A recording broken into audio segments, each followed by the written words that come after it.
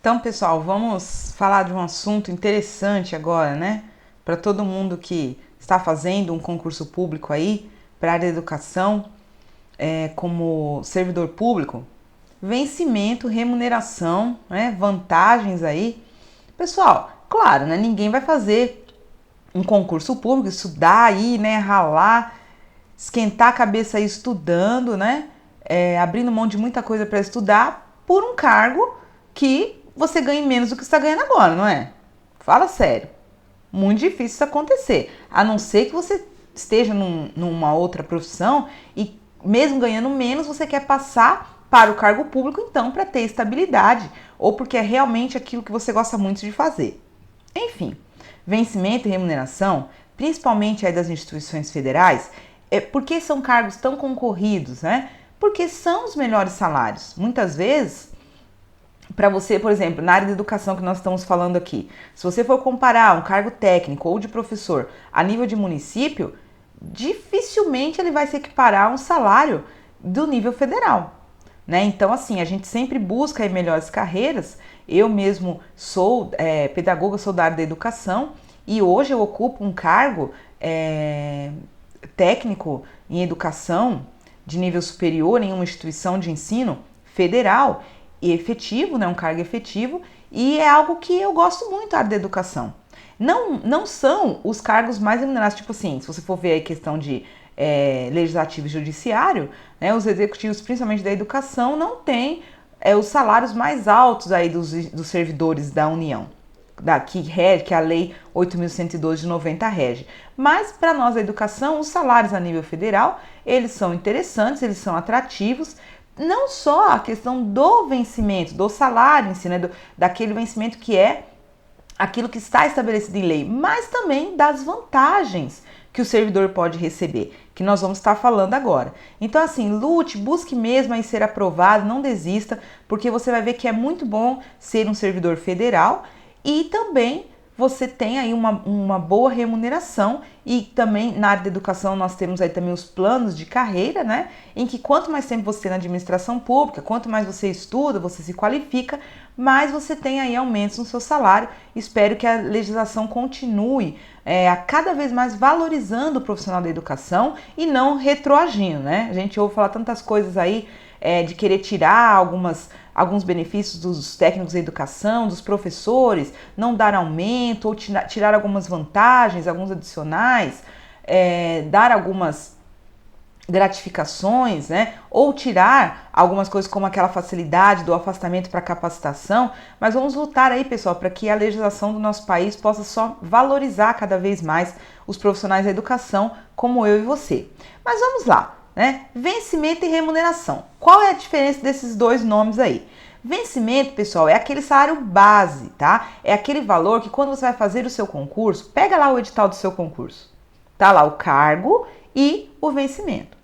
Tá? Lá não está falando das outras vantagens que você pode receber como servidor público, tá? Auxílio alimentação, gratificações, adicionais, tá? Indenizações, isso não está lá na sua no concurso, porque está lá só o vencimento. Não fala também, porque no caso da educação, você recebe a mais para você ter uma titulação acima daquela que foi exigida, também não fala ali. Então a isso você vai somando vários valores e que cria uma remuneração bem maior do que o próprio vencimento, tá bom? Então vamos lá. O que é então a remuneração? Bom, a remuneração é a soma dos vencimentos básicos com as vantagens, que a gente vai falar de cada uma delas: indenização, gratificação e adicionais. Pessoal, lembrando que isso aqui são muitos artigos, tá? Nós vamos mais ou menos até o artigo 120 aí falando. Só que eu vou falar rapidamente, eu vou falar de uma forma geral. Mas você precisa ler lá no 8.112 os detalhes de cada uma dessas vantagens, tá? Porque muitas vezes os concursos costumam cobrar. Ah, mas qual o critério para receber tal indenização? Tá? Qual o critério para receber tal adicional? Isso aí nós não vamos ter tempo de falar tudo aqui na aula, tá bom? Porque essa lei ela é bem extensa, né? Igual eu falei para vocês. E é um resumão, certo?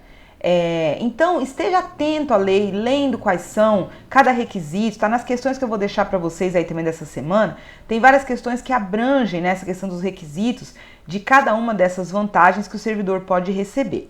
Mas vamos lá.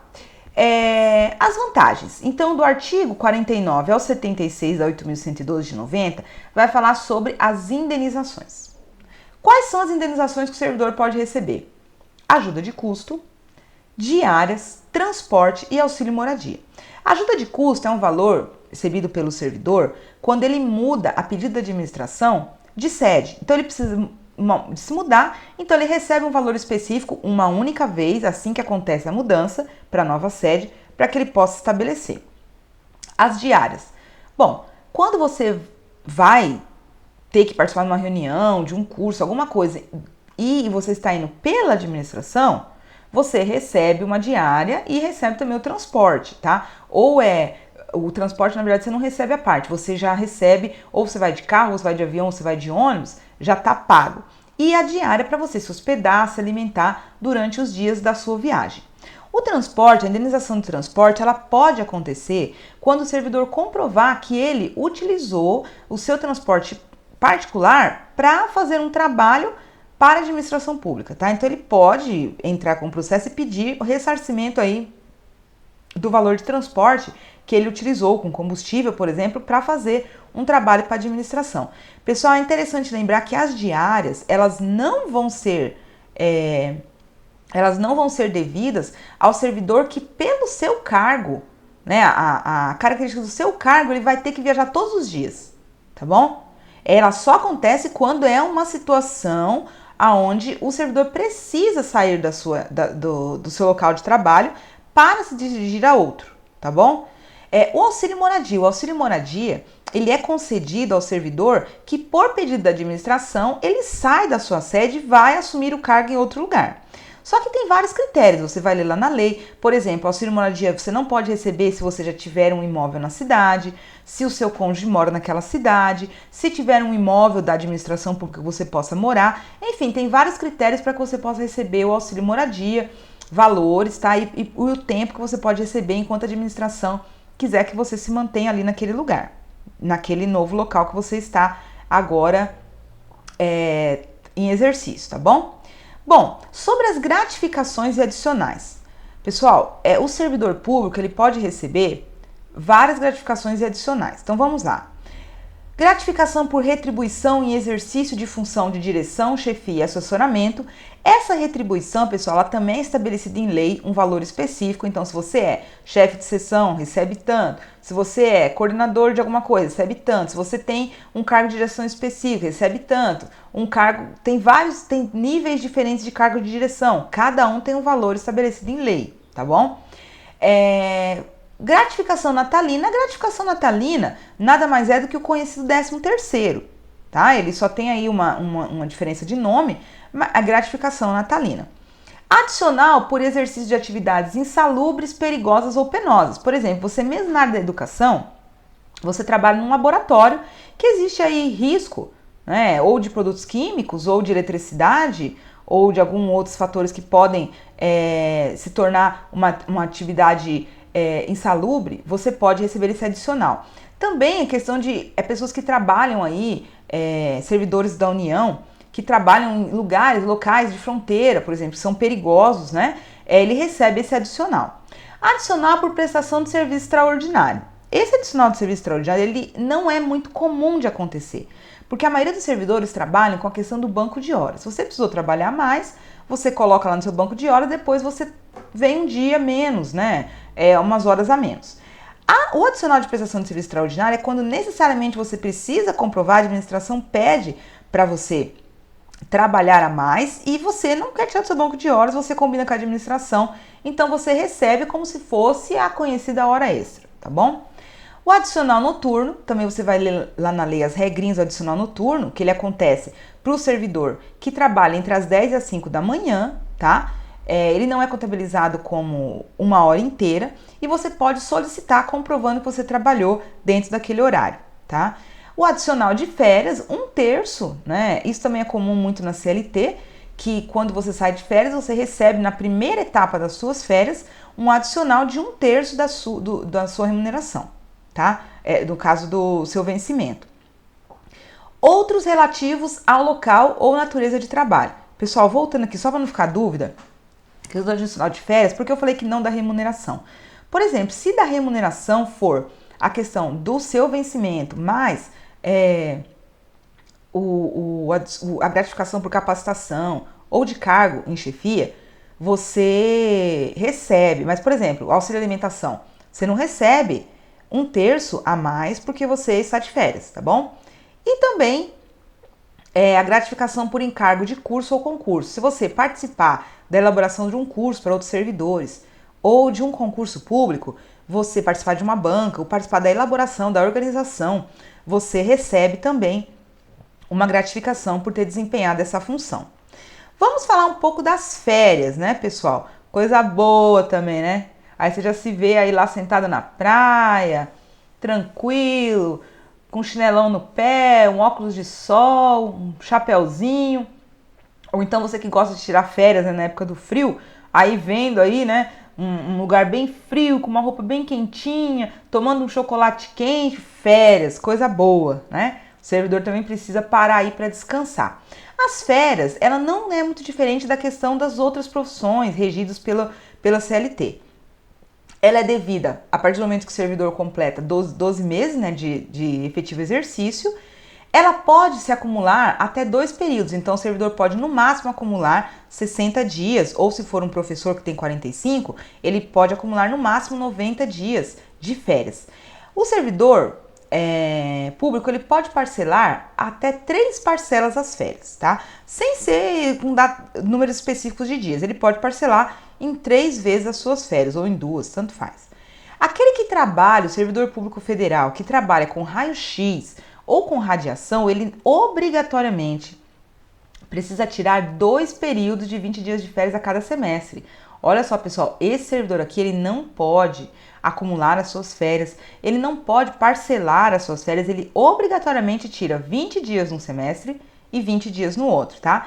E o servidor público, ele tem a opção pelo adiantamento salarial. Muitos trabalhadores da CLT, quando pegam suas férias, eles já recebem o mês, 1/3 de férias e o próximo mês de trabalho. Não é assim? Aí fica todo alegrinho, né? Recebe aquela bolada de dinheiro, vai, gasta, sai para viajar, passear. Aí quando volta a trabalhar, espera o pagamento. Cadê o pagamento? Fica um mês sem receber. Mas por quê? Porque ele recebeu o pagamento adiantado, tá? O servidor público, ele só vai receber adiantado se ele quiser. Quando ele for agendar as suas férias, ele vai marcar: não quero o adiantamento salarial. Ou eu quero, vou viajar, vou gastar muito, eu prefiro ficar sem salário no mês que vem, mas receber tudo agora. Se ele optar por essa opção, ele pode, tá? Aí fica a critério do servidor. As férias podem ser interrompidas? Pode sim. Isso é muito comum, pessoal, com aqueles que assumem posições, né, cargos de chefia, de direção. Porque muitas vezes precisa da pessoa, acontece alguma coisa, precisa da pessoa, ela está de férias, ela pode ter, por necessidade da administração, essas férias serem interrompidas. E claro que se for interrompida, depois ela goza esse período de férias, junto com o próximo período, não pode ser parcelado, tá? Por calamidade pública, por comoção interna. O que é a comoção interna? A comoção interna, ela pode ser declarada por uma situação de emergência pelo presidente, tá? Por exemplo, comoção interna, algo trágico, situações de guerra, tá? Situações de catástrofes. Então, o servidor, ele pode ser requisitado novamente aí para o seu trabalho. Convocação para júri, serviço militar ou eleitoral. Ele pode ter as suas férias interrompidas. E assim, ele não perde. Ele goza desses dias posteriormente, tá? Vamos falar um pouco das licenças, né? As licenças do servidor público, elas estão lá no artigo 81 a 92. Então, leia também, pessoal, porque lá tá bem explicadinho, tá? Quais são os requisitos, o que ele faz para poder tirar cada uma dessas licenças, tá bom? Os prazos, se é com remuneração, sem remuneração. Então, é muito importante que você leia antes, tá? Mas aí, vamos fazer aqui um resumo. As licenças que o servidor tem direito. Por motivo de doença em pessoa da família, essa licença, pessoal, ela pode ser com ou sem remuneração, tá? Por motivo de afastamento do cônjuge ou companheiro, no caso, isso aqui é sem remuneração. Por exemplo, meu companheiro, ele se mudou para um outro estado, eu quero ir junto. Pode ir, meu filho, mas você não vai receber salário, né? Você não vai estar sendo removido para outra instituição, outra unidade da minha instituição ou redistribuído. Se for o caso de redistribuição ou remoção, você recebe. Mas se você for afastado somente para acompanhar o cônjuge ou companheiro, é como se você trancasse a sua matrícula da faculdade, né? Sabe quando você tranca, aí você não paga mais, mas também você não estuda. É a mesma coisa, você tranca aí a sua vaga de servidor público, fica o período que você precisa fora, não recebe, depois você volta e continua no seu cargo, tá bom? Para o serviço militar também existe uma licença. Para atividade política,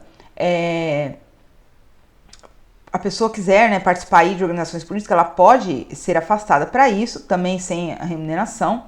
Para capacitação, as dispensas, as licenças, pessoal, desculpa, as licenças para capacitação, elas são remuneradas, tá bom? Para tratar de interesses particulares, fala para mim, você acha que uma licença para tratar de interesses particulares, ela é remunerada? Você fala assim, eu cansei de trabalhar aqui, eu quero tratar de interesses pessoais, descansar um pouco, então eu vou pegar essa licença para tratar de interesses particulares. Não é remunerado, né, pessoal? Não é remunerado. Interesses particulares, né? Você tá querendo, você tá pedindo, você quer dar um tempo, tá? Para desempenho de mandato classicista, isso aqui também encaixa a respeito se você quiser aí assumir uma chefia de um sindicato, coisas assim, tá bom? Então leia mais detalhadamente as licenças nesses artigos aí de 81 a 92. Se você tiver alguma dúvida, você pode aí estar me mandando um e-mail que eu vou te ajudar, tá? Vamos falar dos afastamentos. Os artigos 93 a 96 vão falar das possibilidades de afastamento do servidor. O servidor ele pode ser cedido para outro órgão ou entidade, na União, do Estado, Distrito ou Município. Quando ele é cedido, ele recebe, claro, ele vai assumir uma outra função, mas ele continua recebendo como servidor. Para exercer um mandato eletivo, pessoal, lembra quando a gente falou da Constituição? Para o mandato eletivo, ele tem direito, como prefeito, ele escolhe a remuneração. Como vereador, se ele tiver compatibilidade de horário, ele pode receber as duas remunerações. Quando são outros mandatos, como deputado, senador, presidente e tal, governador, ele fica afastado e recebe somente o salário do mandato que ele foi eleito, tá? O servidor também pode ser liberado para afastamento de estudo ou missão no exterior, tá bom? Bom, vamos falar agora de concessões. O que o servidor pode fazer, o que é concedido ao servidor em relação ao seu trabalho. Os artigos 97 a 99 estabelecem aí algumas situações onde o servidor pode se ausentar e outras situações onde o servidor pode ter um horário especial de trabalho. Então vamos lá. O servidor ele pode se ausentar, pessoal. Isso cai muito em prova, tá? Então leia, volte à aula. O bom da videoaula é isso, né, pessoal? Se eu estivesse dando uma aula para você presencial é difícil, eu falar tudo de novo, hein? Né? Então, a videoaula você pode voltar aí o vídeo, volta aí no começo, assiste de novo, assiste só um trecho, assiste toda a aula, lê de novo, né? Tira dúvida. Mas grave esses tópicos aqui também são muito importantes porque o pessoal, as bancas, eles costumam, os elaboradores de prova, eles costumam cobrar muito isso aqui, eles misturam, eles fazem uma mistura. Eles trocam os prazos, eles trocam o motivo, tá? Então, grave bem aqui, o servidor ele pode se ausentar por um dia para doação de sangue, ele pode se ausentar por até 2 dias do seu trabalho para alistamento ou recadastramento eleitoral, por 8 dias consecutivos em 2 situações, para casamento, né? Se eles casar, não é para ir no casamento do amigo, né, gente? Para eles casar, ele pode se afastar por 8 dias, ou ele pode se afastar também por 8 dias por motivo de falecimento de quem? Do cônjuge, né?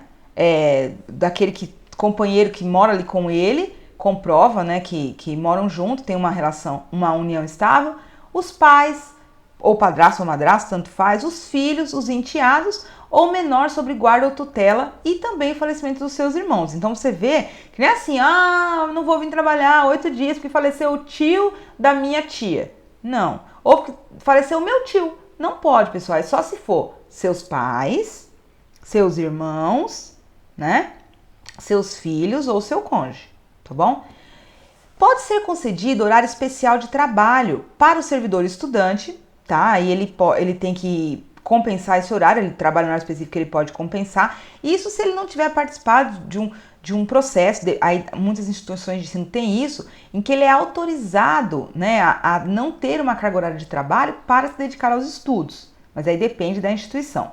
E também os portadores de deficiência, se eles comprovarem que eles não podem trabalhar, eles foram contratados para 8 horas, 40 horas semanais, 8 horas diárias, mas ele não consegue. Ele tem uma debilitação que no máximo 6 horas ele consegue trabalhar. Ele pode, né, por inspeção médica, por solicitação, ele pode ter reduzido essa carga horária e ele não precisa compensar, tá?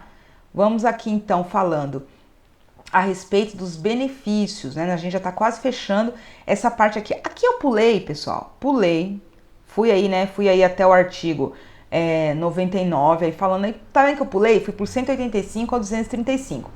Porque entre esse meio aí vai falar um pouco a respeito das obrigações, das responsabilidades, das penalidades que podem ser aplicadas ao servidor público. Mas eu quero falar dos benefícios porque eles entram também aí mais ligados à questão das vantagens, né, do servidor.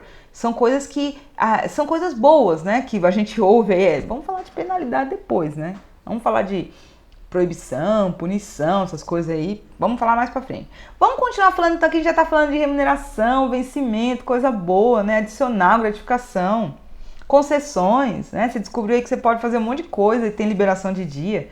Vamos falar então dos benefícios. Pessoal, quando a gente falou da aula da Constituição, eu também comentei com vocês a respeito que os servidores públicos, eles não contribuem com o INSS. Eles têm um plano de seguridade, um plano privado, tá? E existe o regime geral de previdência e o regime privado de previdência. E o regime geral é aquele do INSS, tá? Só que se você é estatutário, servidor estatutário, regido, principalmente aí pela lei que nós estamos estudando, 8.112 de 90, você contribui para um plano de seguridade social de um regime próprio, tá bom? De um regime próprio. Então, algumas coisas são um pouco diferentes. Não muita coisa, né? Mas algumas coisas acabam mudando um pouco. Quais são os benefícios do plano de seguridade social para o servidor?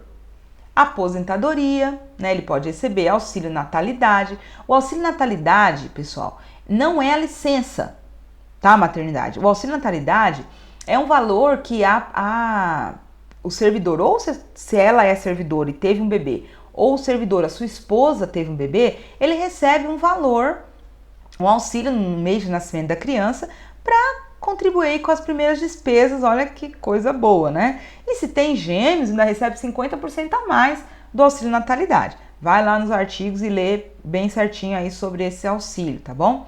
Salário família, que é devido àquele servidor que tem um salário mais baixo, né? Que é difícil um servidor receber salário família porque todos os servidores, eles ganham em sua maioria mais de um salário mínimo, né? Licença para tratamento de saúde, uma diferença boa aqui.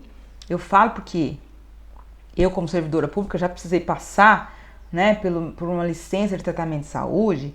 Outros colegas de trabalho meu também já passaram e eu sei que acontece da mesma forma.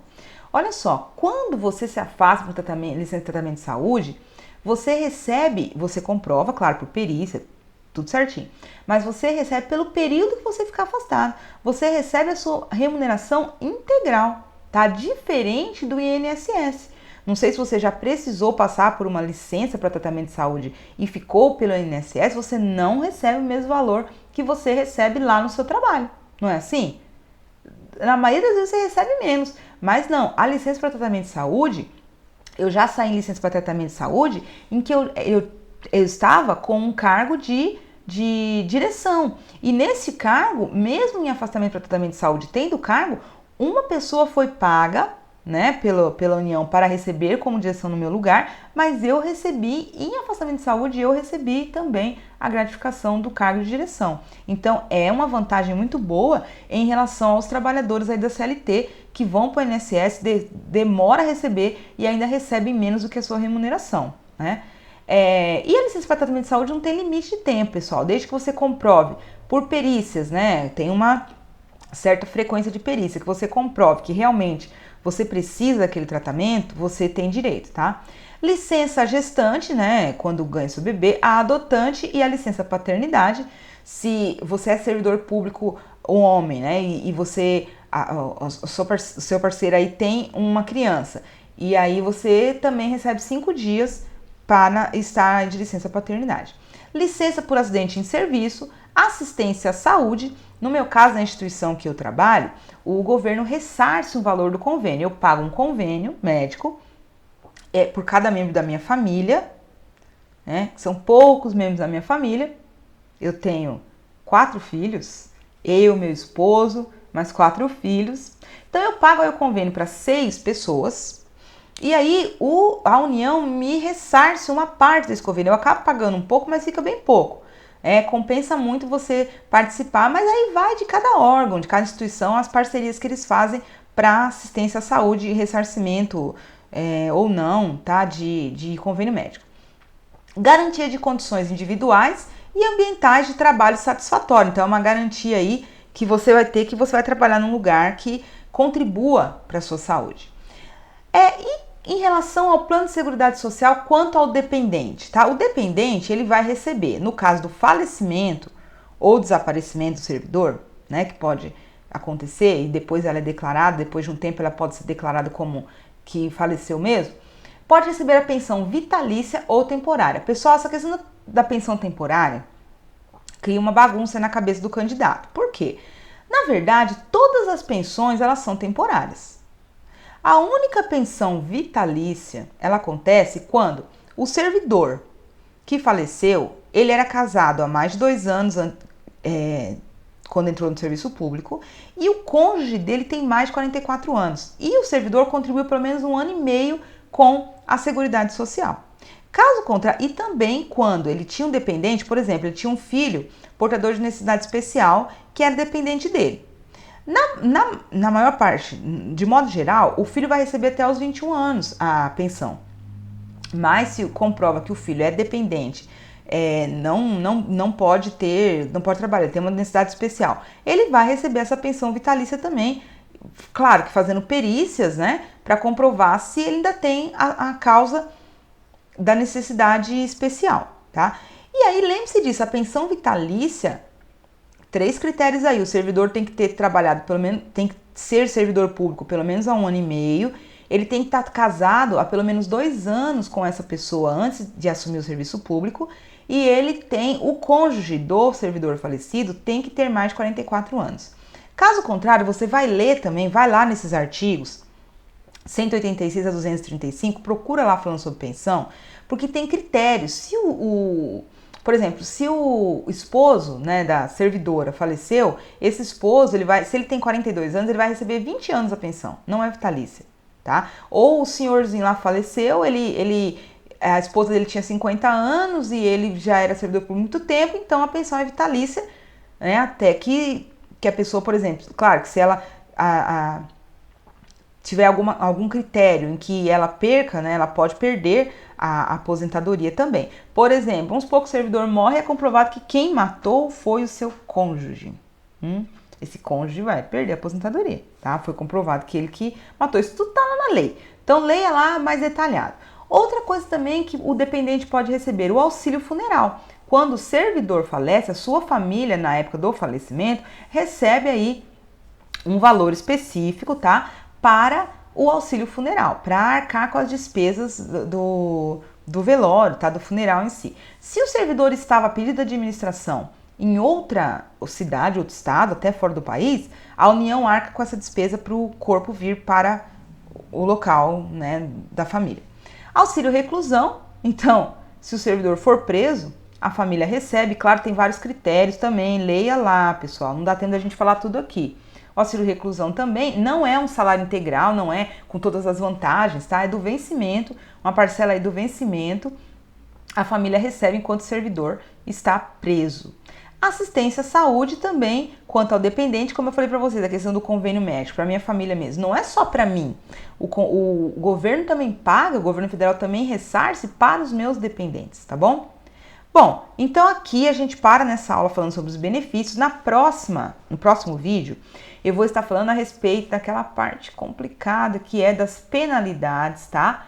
Dos direitos, das proibições, da responsabilidade do servidor. Aí eu vou aproveitar e falar junto com o decreto 1171 de 94, porque tem bastante coisa a ver, tá bom? Então, leia aí, pega o decreto, leia o decreto, pegue aí os artigos que a gente pulou, né? A gente pulou aí, ó, a partir lá do 116, vamos até esses aqui antes do benefício, 185, e nós vamos estar falando, nós estamos quase chegando ao final da nossa aula. Eu sei, pessoal, que é muita informação, é muita coisa de uma vez, mas tipo assim, volte à aula, leia a lei, resolva os exercícios, tá bom? Mas assim, tenha certeza que é a prática, né? É a relação ali com o conteúdo que vai nos trazer uma aprendizagem significativa. Espero ter te ajudado, tá? Nesse período até aqui. Vamos continuar no próximo vídeo. Até mais!